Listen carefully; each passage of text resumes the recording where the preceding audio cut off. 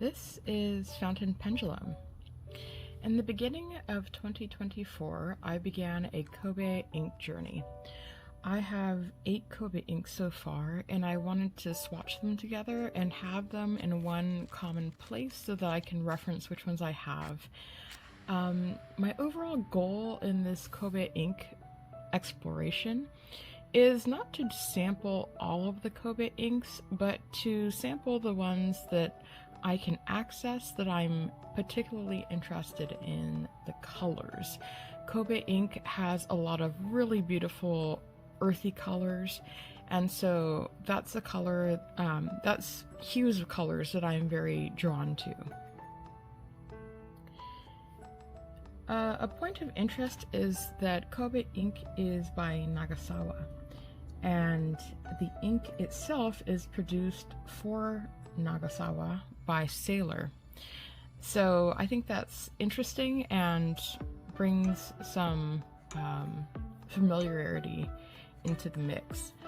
But let's take a look at the 8 inks I have already from Kobe, and I look forward to getting more. I've gotten samples so far from Yoseka and from Wonder Pens. So first up, I've got Kobe number 39, Brick Warehouse Red. And I'll be swatching with my Hokoro Fure dip pen, Kakamori Steel dip pen, and I'll also be using a number 2 watercolor brush for my ink swatchings.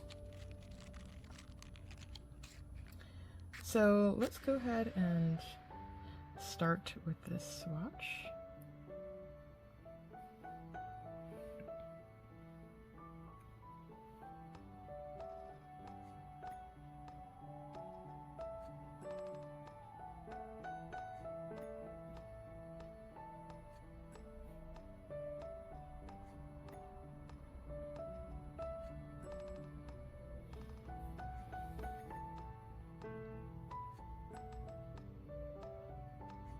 The interesting thing about Kobe inks also is they have an interesting background. Every one of the colors is inspired by colors that you will find in Kobe, the city in Japan. So it's definitely an ink line that's very rich in culture. So for this one, this is number 39.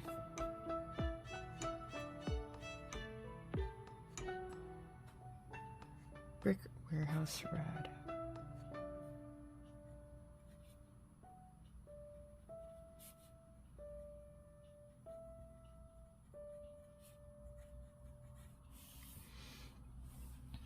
And this is represented by the historic brick warehouse buildings that greatly contributed to the development of the port and city.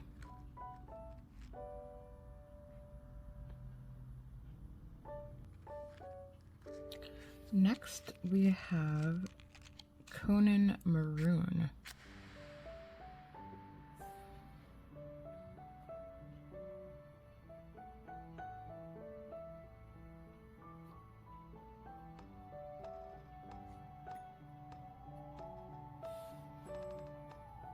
I really love this color, and I've greatly been enjoying it inked in my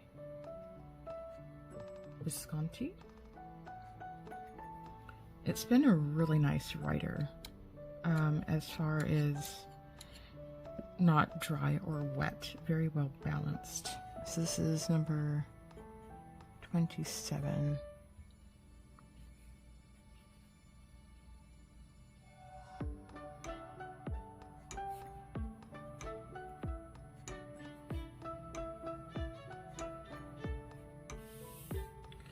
And this represents the color of the train that runs through Konan, which is a university town.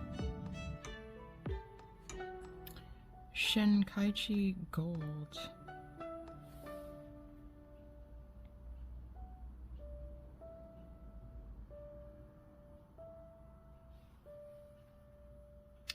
I've been really enjoying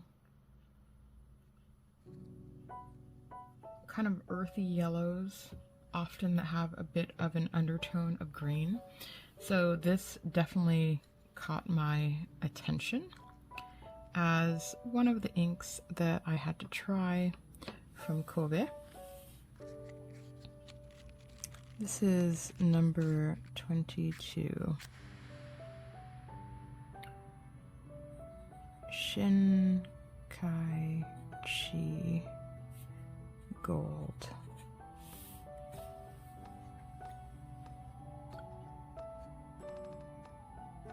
And this represents the streetlights in the downtown district of Shinkaichi.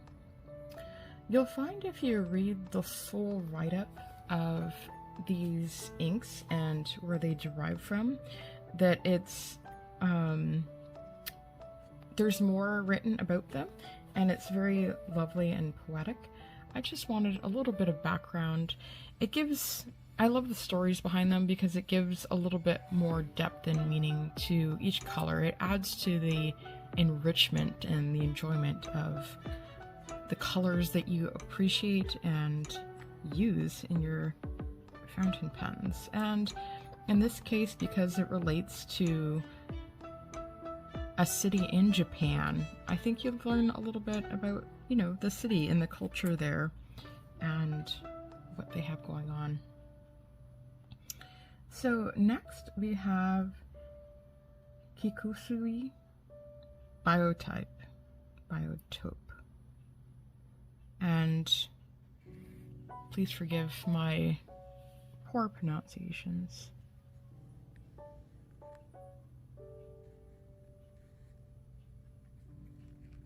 So here again, I was very intrigued by the undertones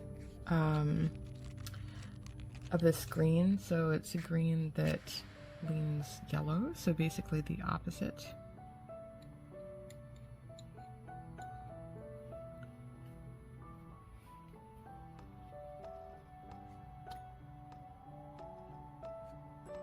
This is number 69.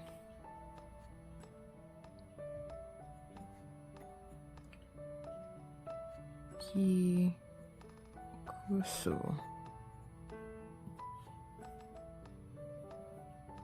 Biotope.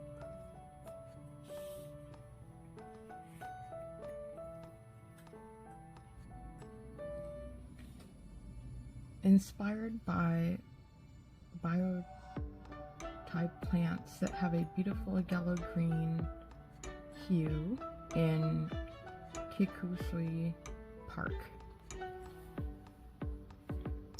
So that is good. We're gonna have a nice run of greens now, and the next one is Kitano Olive Green. And I always am very drawn to an olive green myself.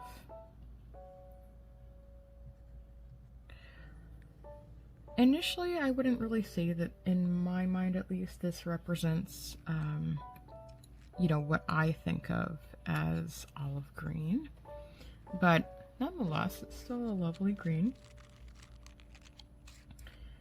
Kitano home is home to the oldest Japanese olive farm.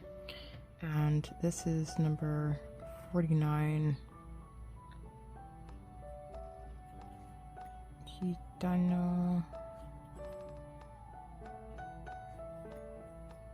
olive green.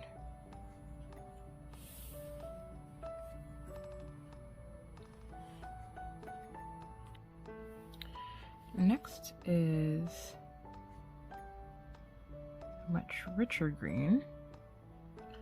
This is Suzuran green.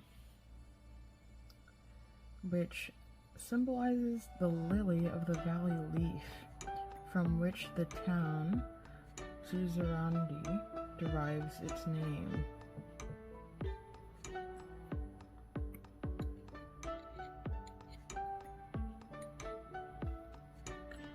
And this is number 28. I'm not going in numerical order here. I'm just going in family color groups because I find it easier that way to compare them.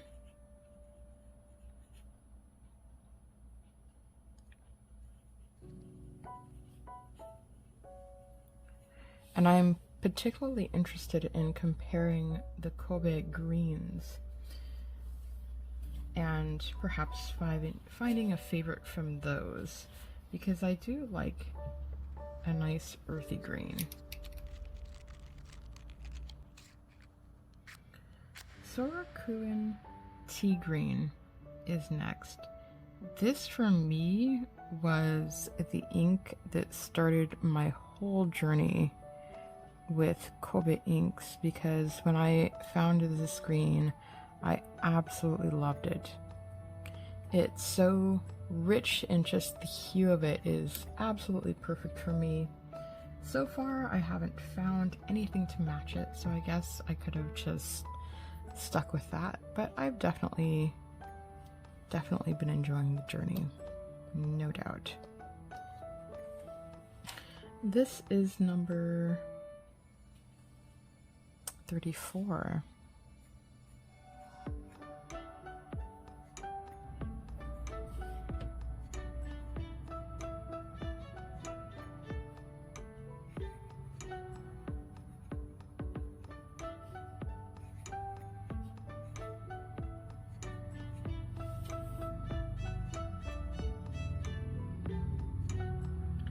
This is a garden landscape that harmonizes with the nearby tea houses to the garden of Sorakuen.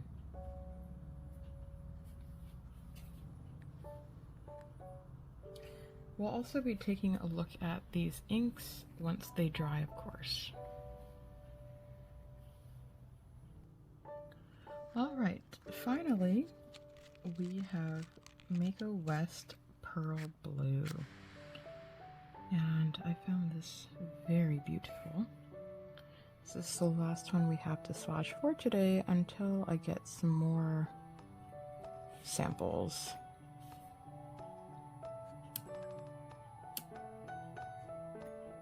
As I saw the other ones drying, I'm, as always, quite impressed by how the tones or hues have shifted. So I'm excited to share those with you so you can see how different they look now that they are dry. This is number 68.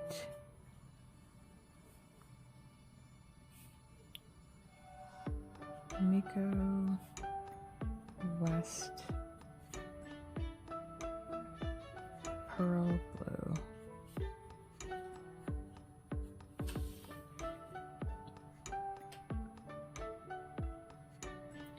The Akashai Street Bridge is sometimes referred to as Pearl Bridge, one of the world's largest suspension bridges, which can be well viewed from Maiko West. So that is the background on this one. Based off how beautiful this color is, that certainly would be a beautiful bridge to be able to see. I'm going to let these all dry and then I'll give you a look through once they're completely dry. Alright, everything's dry. Let's take a look. So here is number 39, excuse me. Brick Warehouse Red. Number 27, Konan Maroon, and you can see a really lovely green sheen on that. I really am loving this. It's so rich. Number 22, Shinkaichi Gold. And I'm really liking this also. I just love a gold earth yellow. 69, Kikusui Biotope. Again, this is another one that I just absolutely love. And on the pulled areas, you get a really nice green also. Okay, so here's one that has changed quite a bit since it's dried. It's the number 49 Kitano olive green. So it looks a little bit more of an olive shade to my opinion anyway. Number 28, Suzuran green. Number 34, Sorakuen tea green. And these are strikingly similar. It would be, I would say this one is just a touch more vibrant. Can you see how this is just a little bit more of like a flat matte green comparatively? There's a little bit less vibrancy in this one. And finally, here is number 68, Maiko West Pearl Blue. So lovely. It is on the lighter side. I'd say it's legible, but it really depends on how rich you like your pigment, your ink to be. And by the way, these are clear stamps that I used. You can see I have several spaces more for my upcoming Kobe inks, but I am using clear stamps for these. This is the set I have, and there's actually several different, frames you could use for ink. I often will use this circular one and these, sometimes that one as well. But I got these from Nicole Josephine. I'll have the link if you're interested in something like this. And these brass clips are from her as well. So yeah, I have several more spots available for my Kobe ink journey. And I decided I wanted somewhere that I can keep this accessible. So I put it in my traveler's insert. My 2024 one, and I've got my 2024 sticker from Simone on the cover.